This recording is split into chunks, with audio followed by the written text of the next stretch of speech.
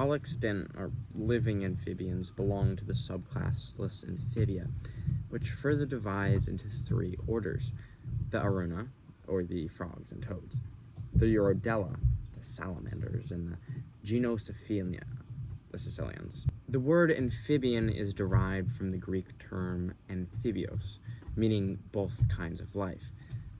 This is due to their semi-aquatic nature. Amphibians' life cycles typically start out as an aquatic larva with gills, known as tadpoles. Young amphibians generally undergo metamorphosis from an aquatic larval form with gills to an air-breathing adult form with lungs. Fossil evidence shows that around 415 to 355 million years ago, during the Devonian period, amphibians evolved from their lobe-finned lungfish ancestor. The creation of skeletal systems that could sustain their weight outside of water, and the evolution of lungs for air breathing, were just two adaptations that made this shift possible and allowed these species to progressively adjust to a partially terrestrial existence. This is Tiktaalik rosy. It's an organism with traits of both fish and tetrapods, including strong pectoral fins and a flattened head, representing a transitional period between amphibians and fish. As the earliest land vertebrae, amphibians were highly successful. For over 100 million years, amphibians remained the most dominant terrestrial species.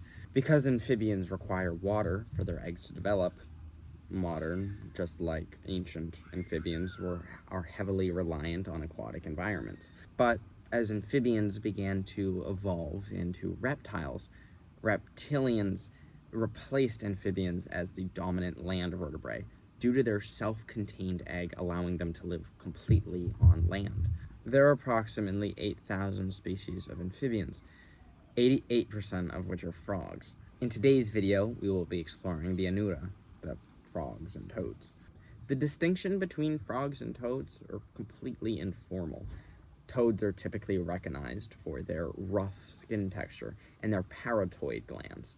The parotoid gland can secrete bufotoxins, which act as a neurotoxin to deter predation.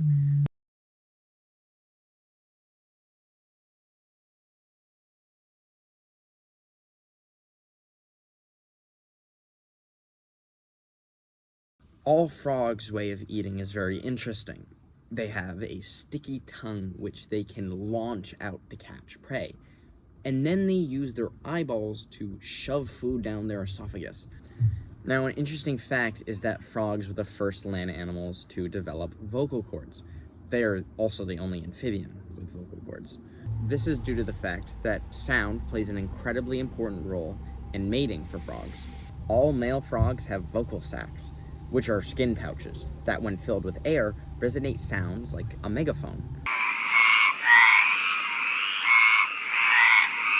Some species burrow into mud in the shallows of water, where the temperature stays just above freezing. They slow down their metabolism and heart rate, absorbing oxygen from the water through their skin. The coolest example of this is the wood frog, which is the only amphibian to inhabit the Arctic Circle. The wood frog's liver produces a special type of glucose, which is sent to all of their tissues, organs, and cells.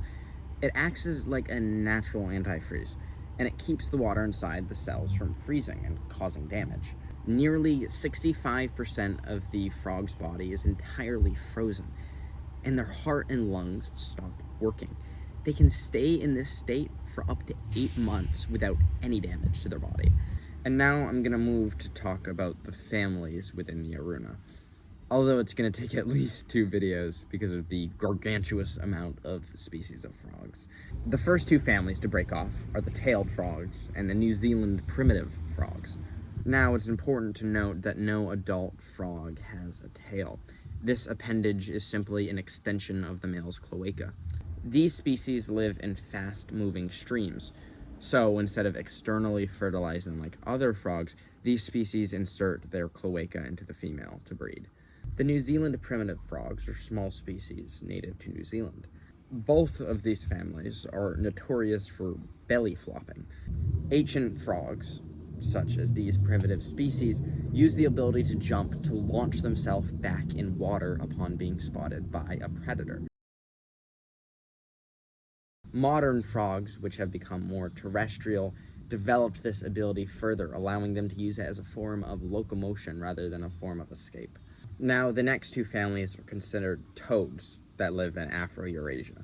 Bombinaturidae comprises of several species of relatively flat and highly toxic toads, such as the fire-bellied toad. All species within this family have incredibly bright bellies, which they display to deter predators. The Anatidae includes the painted frogs and the midwife toads.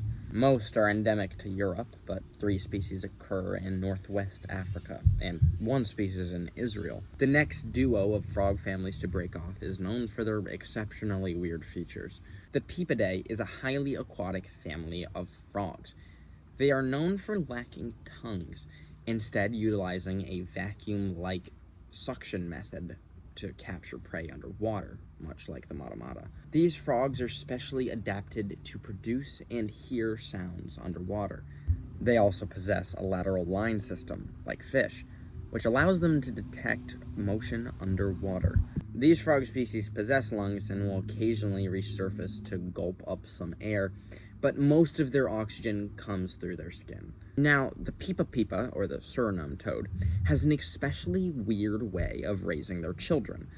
During mating, the female releases her eggs, which the male fertilizes externally. The male then pushes the eggs onto the female's back. Her skin grows over the eggs, forming individual pockets. The eggs develop into toadlets within these pockets, until they grow old enough to break through the skin and swim away. This process is known as backbrooding. The Rhinocephalinidae consists of the single species of Mexican burrowing toad, native to Central America, north from Costa Rica to Mexico and Texas. These toads are specially adapted to live underground, possessing spade-like hind limbs covered in keratin. These species stay underground primarily, that is, until days of prolonged rain, which then they leave their little holes and they have explosive orgies, basically. Next to break off is another cluster of frog families. Scaphiopiidae, or the American spadefoot toads, are 11 species native to North America. This family shares many traits with the previous family we talked about, such as fossorial living, balloon-shaped bodies, and cartilaginous covering on their hind limbs. The Pelodiotidae contains the parsley frogs. These frogs can be found in southwestern Europe and the Caucasus. These species are fossorial, just like their cousins, but lack the spade foot and the round bodies. The 6 species of European spadefoot toads are native to Europe, the Mediterranean, Northwest Africa, and Western Asia. The around 250 species of horned frogs, or the Megophytidae, inhabit Pakistan, Southeast Asia, India, Borneo, the Philippines, and the Sunda Islands. These species are known for their exceptional camouflaging as dead leaves on the forest floor. Now, the Asian horned frog has to be one of my favorite frogs of all time.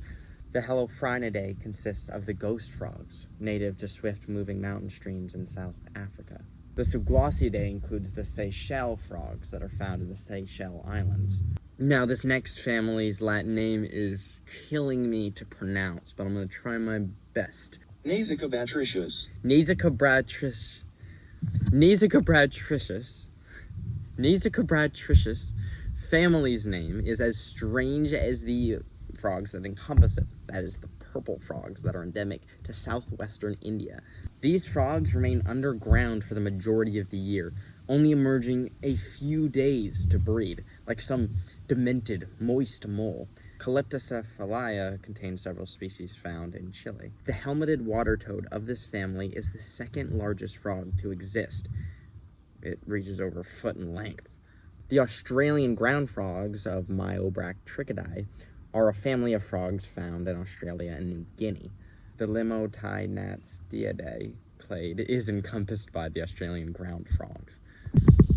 Now, I shall end the video here for the sake of my tongue, which is just about broken, trying to pronounce all those Latin words, and the fact that it is so hot outside.